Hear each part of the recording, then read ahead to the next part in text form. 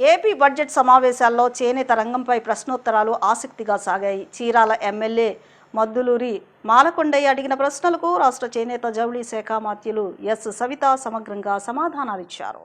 ఈ సందర్భంగా ఆమె మాట్లాడుతూ చీరాల చేనేత క్లస్టర్లకు ఎన్ఆర్ఎల్ఎం కింద 4.17 కోట్లు మంజూరు చేశామని తెలిపారు. ఆప్కో చేనేత సంఘాల విక్రయాలపై జీఎస్టీ మినహాయింపు అంశాన్ని పరిశీలిస్తున్నట్లు చెప్పారు. థ్రిఫ్ట్ పథకం, ఎన్టీఆర్ భరోసా పెన్షన్, నగదు పరపతి పథకాలు అమలు చేస్తున్నామని, త్వరలో ఉచిత విద్యుత్ పథకం తీసుకువస్తామని వెల్లడించారు.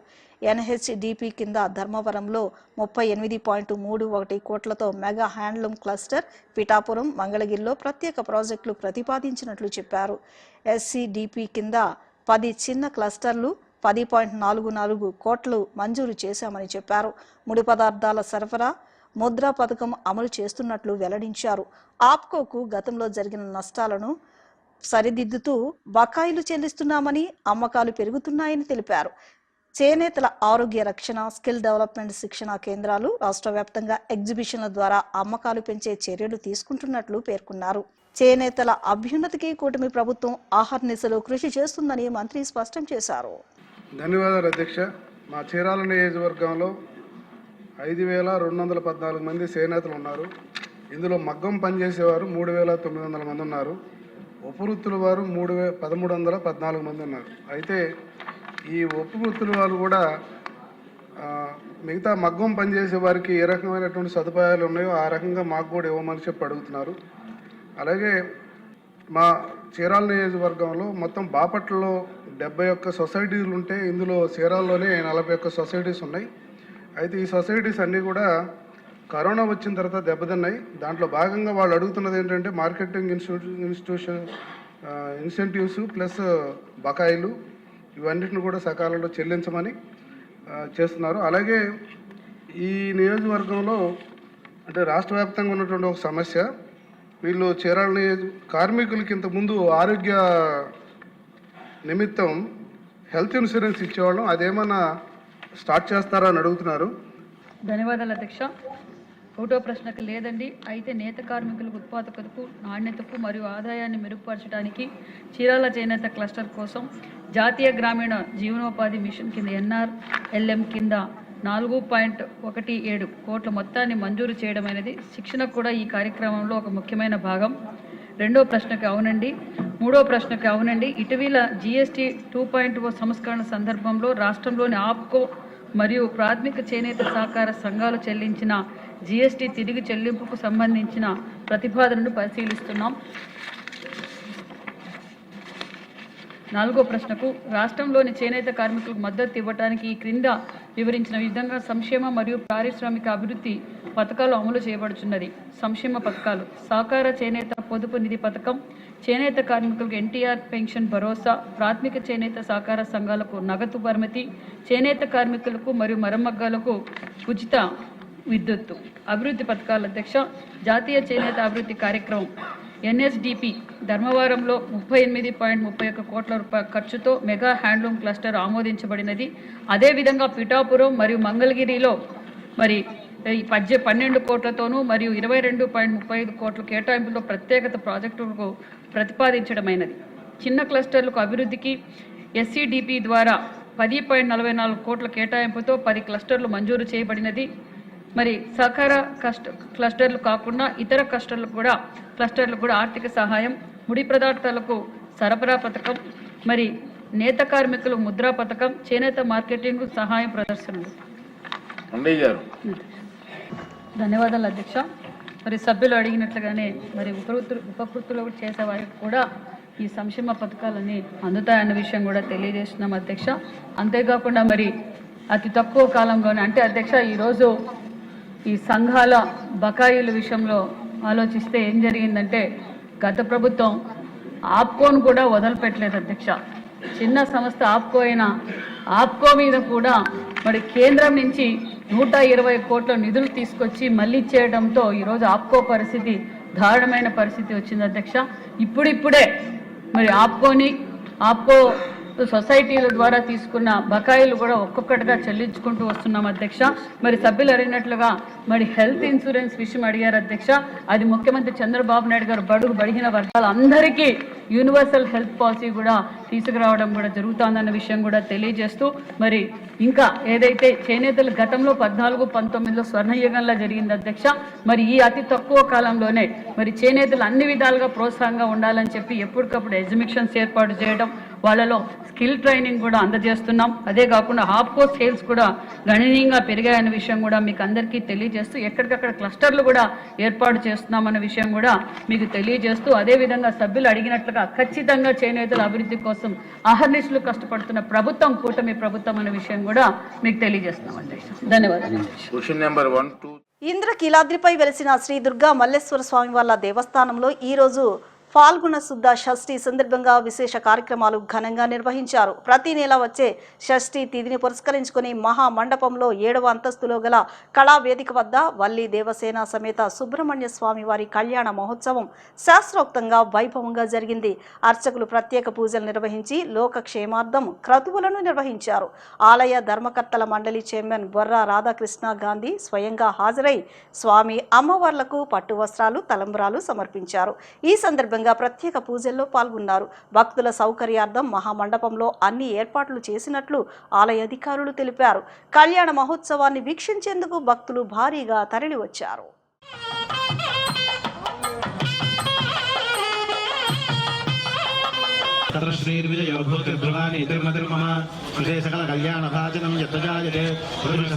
श्रीमान श्रीमतः गोत्रः नामधेयः वाङ्कटोद्गोत्रोद्भवस्य श्रीनानायक नामधेयस्य धर्मपत्नी सिद्धि द्वारा मम जन्म समये संभावित कुजदोष राजनं दर्शयामि विराजमानोत्सवम् आचमनीयं समर्पयामि रक्षां धारयामि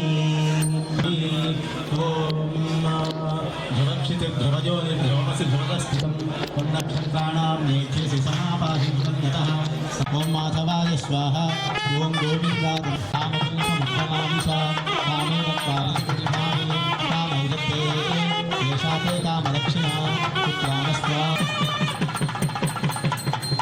माङ्गल्यदर्शना देवालोकलक्षणहेतुना सत्ये मध्याविशुभगे राजीवसरतां शतं माङ्गल्यधारणमुहूर्तस्तु मुहूर्तो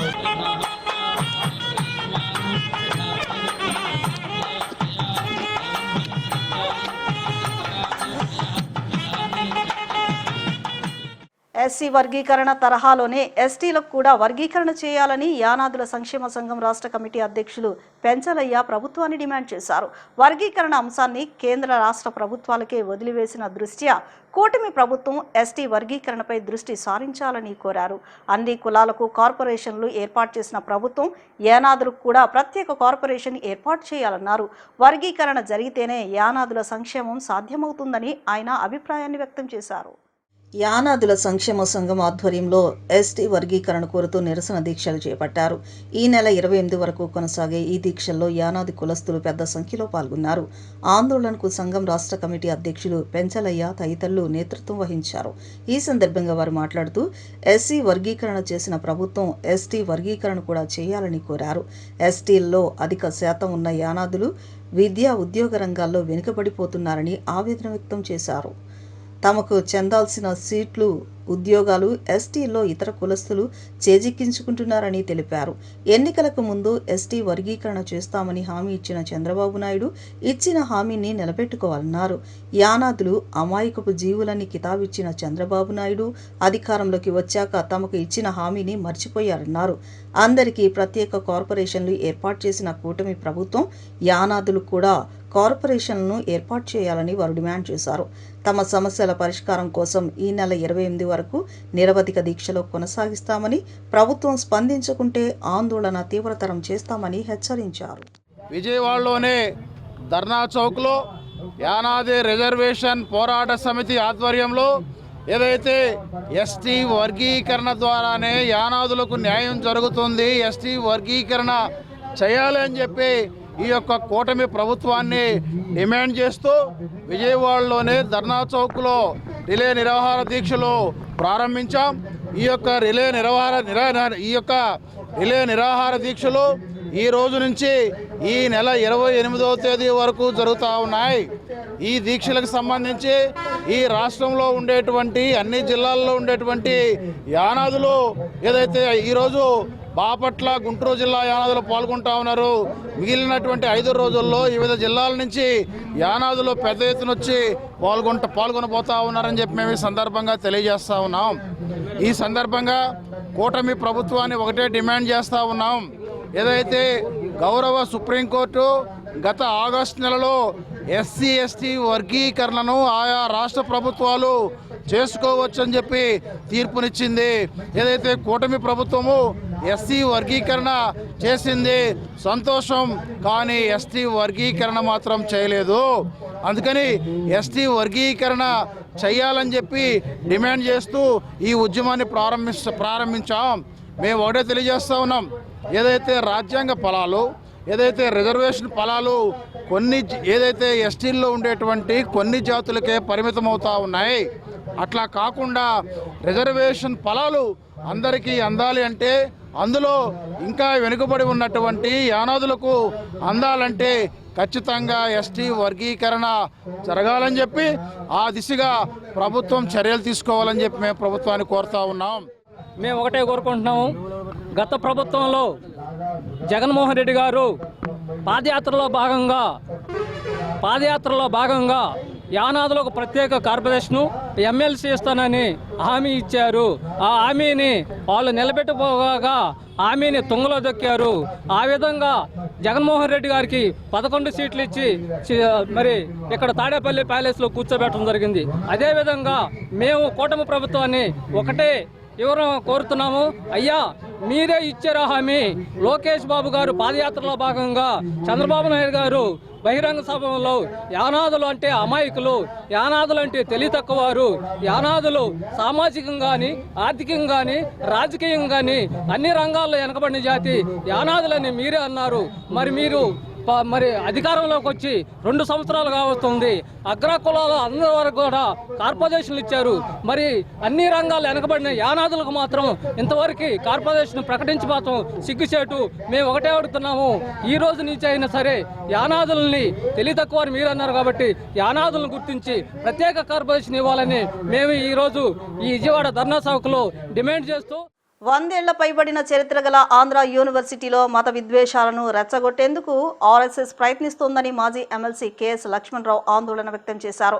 కూటమి ప్రభుత్వం అండదండలు చూసుకునే ఆర్ఎస్ఎస్ బీజేపీ శక్తులు రెచ్చిపోయి విద్యార్థులపై దాడులకు పాల్పడుతున్నారని ఆయన ఖండించారు.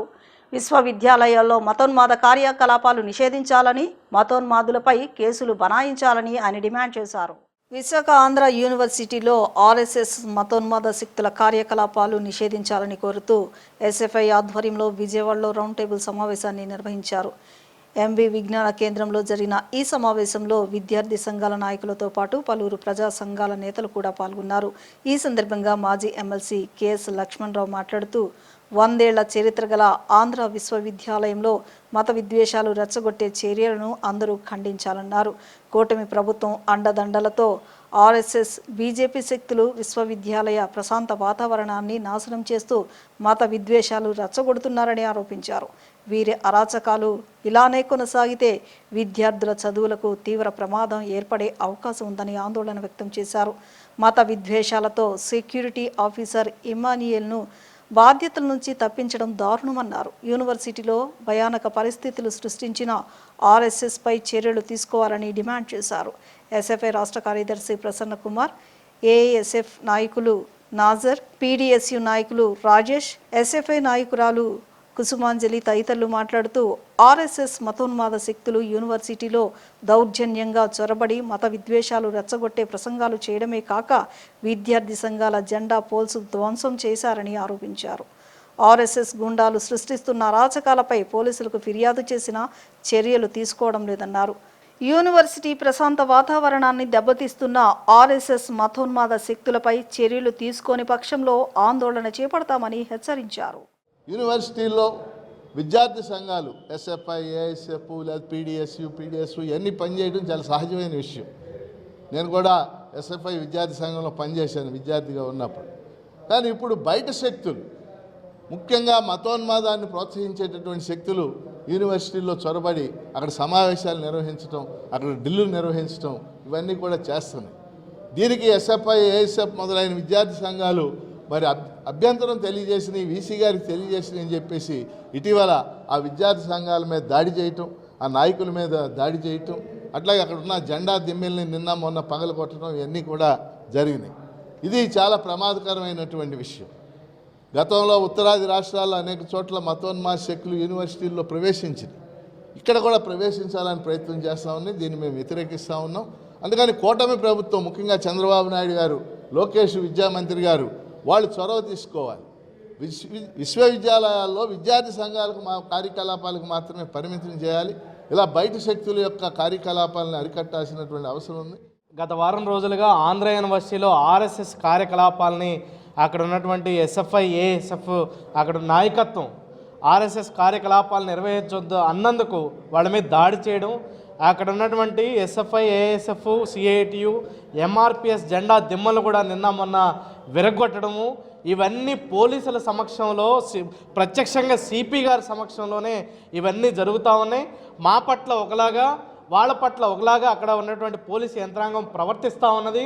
ఈరోజు బయట వ్యక్తులు వచ్చి ఒక యూనివర్సిటీలో అడ్డగోలుగా ఒక క్యాంపు నిర్వహిస్తూ ఉంటే ఆ క్యాంపును అడ్డుకోవాల్సింది పోయి దాన్ని నిలువరించాలి అని కోరినటువంటి ఎస్ఎఫ్ఐ, ఏఎస్ఎఫ్, పీడిఎస్ ఇతర విద్యార్థి సంఘాల మీద దాడి చేయడం, వాళ్ళ మీద ఇప్పటివరకు కనీసం కేసు కూడా కట్టలేదు. మేము ఎస్ఎఫ్ఐ ఇతర విద్యార్థి సంఘాలు డిమాండ్ చేస్తూ ఉన్నాయి, అక్కడ ఎవరైతే దాడికి పాల్పడ్డారో ఆర్ఎస్ఎస్ గూండాలు వాళ్ళ మీద వెంటనే కఠినమైనటువంటి కేసులు బనాయించాలని ఈరోజు డిమాండ్ చేస్తూ ఉన్నాం. అదేవిధంగా మా పోల్స్ విరగొట్టారు, మేము 2 రోజులు సమయం ఇస్తూ ఉన్నాం.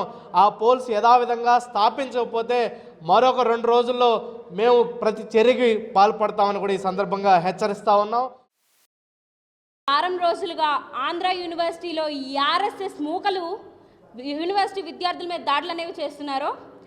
అయితే 15వ తారీఖున ఆర్ఎస్ఎస్ వాళ్ళు డ్రెస్సులు వేసుకొని కవాతులు చేస్తుండగా యూనివర్సిటీ విద్యార్థులు దాన్ని అడ్డగించారని చెప్పి చీఫ్ డీన్ ఆఫీసర్ని తీసుకెళ్లి వాళ్ళని వెకేట్ చేయించగా వెంటనే వితిన్ 5 minutesలో ఆర్ఎస్ఎస్ గూన్స్ 50 మంది వచ్చి విద్యార్థులను దాడి చేయడం జరిగింది.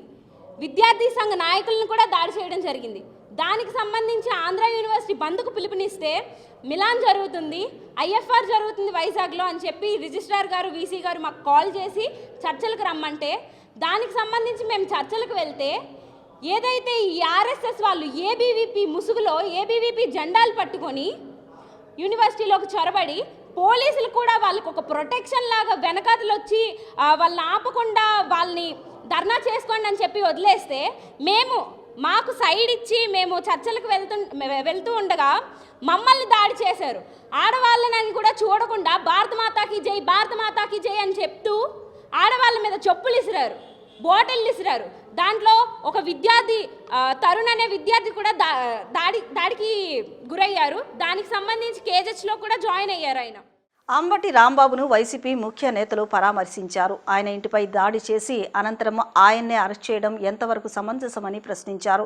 అరెస్టులతో భయపడతామని ప్రభుత్వం భావించవద్దునని హెచ్చరించారు. అంబటి రాంబాబు ఇంటిపై జరిగిన దాడి బాధాకరమని పేర్కొన్నారు. పరామర్శించిన వారిలో మాజీ స్పీకర్ తమ్మినేని సీతారాం, మాజీ మంత్రి మేరుగ నాగార్జున, సీనియర్ నేత ముద్రగడ పద్మనాభం ఉన్నారు. అనంతరం నేతలు మాట్లాడుతూ ఇళ్లపై దాడులు, అక్రమ అరెస్టులు ప్రజాస్వామ్యానికి విరుద్ధమని విమర్శించారు. ఇలాంటి చర్యలు కొనసాగితే ప్రజలకు ఏమి సమాధానం చెబుతారని ప్రభుత్వాన్ని ప్రశ్నించారు. భవిష్యత్తులో వైసీపీ తిరిగి అధికారంలోకి వస్తుందని, అప్పటికి అన్ని విషయాలకు లెక్కలు ఉంటాయని హెచ్చరించారు. మాజీ మంత్రుల ఇళ్ల మీద దాడి చేయించడం అనేది చాలా సిగ్గుసేటుగా ఉందండి. బహుశా దేశంలో ఎక్కడా కూడా ఇటువంటి దాడులు ఉండవండి. 2 దఫాలు కాపులు సహకారంతో 2 సార్లు ముఖ్యమంత్రి అయ్యారు. 2 సార్లు కూడా కాపుల్ని టార్గెట్ చేసి అవమానం పాలు చేస్తా ఉన్నారు. అంటే బానిసలుగా బతకాలని వారి అభిప్రాయం అనుకుంటానండి. ముందుసారి అయితే రాంబాబు గారి లాగా నన్ను, నా భార్యని, నా కోడలని, కొడుకుని కూడా నీచాతి నీచంగా కొట్టించడం, తిట్టించడం, రావే జుట్టు మెలితిప్పి ఖండించిన పోలీసుల చేత చేయించిన మహానుభావుడు చంద్రబాబు నాయుడు గారండి. ఈ రోజు ఇదే పరిస్థితి రాంబాబు గారు జరిగింది. నేను ముఖ్యమంత్రిగా ఒకటి కోరుకుంటున్నాను, అయ్యా ఈ రోజు కాకపోతే రేపైనా మాకు జరిగిన అవమానం లాంటిది మీ మేడం గారికి, మీకు, మీ కోడల గారికి, మీ అబ్బాయి గారికి జరిగితే మీ ఫీలింగ్స్ ఎలా ఉంటాయో చెప్పాలని నేను కోరుకుంటా ఉన్నానండి. మేము బానిసలు కాదన్నయ్యా, పాకిస్తాన్ నుంచో ఆఫ్ఘనిస్తాన్ నుంచో వలస రాలేదన్నయ్యా, ఇక్కడే పుట్టాం, ఇక్కడే పెరిగామండి. కానీ నీచాతి నీచంగా మమ్మల్ని చూడటం, బాధించడం బాధగా ఉందని ముఖ్యమంత్రి గారు. రెండోది, తిరుపతి లడ్డు విషయంలో అబద్దాల మీద అబద్దాలు రోజు వల్లించడం సమాజం నవ్వుకుంటుందండి. భక్తుల యొక్క మనోభావాలు దెబ్బతింటున్నాయండి. ఎన్నో రిపోర్ట్లు నెగిటివ్ గా వచ్చాయే, ఎక్కడా పాజిటివ్ గా లేదే. మాటికి గొడ్డు మాంసం అని, పంది మాంసం అని, చేప కొవ్వు అని, ఆవు కొవ్వు అని అబద్దాలు వల్లిస్తా ఉన్నారు. ఆపని ముఖ్యమంత్రి గారు. దేవుడి మీద భక్తి పోతా ఉంది. ప్రజలు ఇచ్చారు ఒకసారి అవకాశం, మళ్ళీ పోయింది, మళ్ళీ ఇచ్చారు. సద్వినియోగం చేసుకోండి ముఖ్యమంత్రి గారు, బాధించకండి. గౌరవంగా జీవించే మనుషులను గౌరవంగా జీవించనమండి, అంతేగాని మీకు బానిసలుగా చేసుకోవడం కోసం మా ఇళ్ల మీద దాడి చేయించే కార్యక్రమం స్వచ్ఛ పలకమని చెప్పేసి నేను కోరుకుంటా ఉన్నాను. సెటారికల్ గా మాట్లాడే వ్యక్తి ఆయన మీద దాడి చేస్తా ఉంటే, ఆయన కొడతాకి సిద్ధపడతా ఉంటే మాట్లాడొచ్చు. మాట్లాడి వెంటనే రిపెంట్ అయిన పరిస్థితి మీద మీరు 7 గంటల్లో విన్యాసం చేశారంటే ఈ రాష్ట్ర ప్రజలకు ఏం సమాధానం చెప్తారని కూడా చెప్తా ఉన్నాం. ఈ రోజు పరిపాలన మీ రెడ్ బుక్ రాజ్యాంగంతో నడుస్తా ఉంది. అకౌంటబిలిటీ లేని పరిపాలన జరుగుతా ఉంది. ఈ రోజు ముద్రగల పద్మనాభం లాంటి పెద్ద మనుషులు ఈ రాష్ట్ర చరిత్రలో అతనికి ఒక అధ్యాయం అనేది ఉంది. కాపు ఉద్యమానికి ఉవ్వెత్ర తీసుకొచ్చినటువంటి మహానాయకుడు ఆయన మాటలు చెప్తా ఉంటే, భయపెట్టి మీరు రాజకీయాలు చేయాలంటే, లేకపోతే భయపెట్టి ఒక కులాన్ని దగ్గర తీసుకోవాలంటే ఈ రాష్ట్రంలో ప్రజలు కళ్ళు లేని కబోజులు కాదు. రాంబాబు గారి లాంటి ఉన్నత ఆశయాలు కలిగిన రాజకీయ నాయకుడి మీద దాడి చేయటం అమానుషంగా భావిస్తూ మరలా ఈ రాష్ట్రంలో వైఎస్ఆర్ కాంగ్రెస్ పార్టీ అధికారంలోకి రావాల్సిన పరిస్థితి పూర్తిగా ప్రజలు తెలుసుకుంటా ఉన్నారు. తప్పకుండా ప్రాయచిత్తం అనుభవిస్తారని మీకు తెలియపరుస్తూ ఈ దాడిని పూర్తిగా ఖండిస్తా ఉన్నాం. ఇప్పుడు చిన్న విరామం తీసుకుందాం.